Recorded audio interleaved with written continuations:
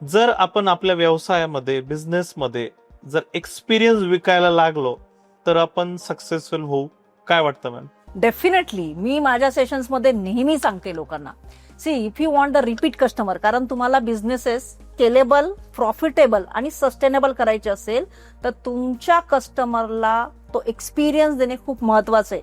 Look at you and मी. आपण अगदी कुठेही जाऊ, म्हणजे स्टारबक्स मध्ये जाऊ दे किंवा एखाद्या सलून मध्ये जाऊ दे किंवा मी पार्लर मध्ये जाऊ दे, ओके, त्याने काय लावलं ह्यापेक्षा त्याने ती सर्व्हिस कशी दिली ही खूप इम्पॉर्टंट असते. म्हणजे तिथला कम्फर्ट असेल, तिथला हायजीन असेल, तिथे लोकांनी आपल्याला जो दिलेला रिस्पेक्ट आहे, जे प्रेम आहे, सेम कुठलंही बघा, कॉर्पोरेट बिझनेसेस असू देत किंवा एखादं प्रोडक्ट घेणं असू दे, तिथला जो आपल्याला एक्सपिरियन्स दिलेला आहे, and that experience can be created by the culture you create in the organisation और the brand value you create, त्यावरती तुमच्या प्रोडक्टची व्हॅल्यू पण कळते. पण बऱ्याच लोकांना ना इथे मला हे पण सांगावंसं वाटतं विक्रम, की ही ब्रँड व्हॅल्यू आज बिझनेस सुरू केला आणि उद्या होत नाही. If you look at all the big brands, त्यांनी अनेक वर्ष घासलेली आहेत.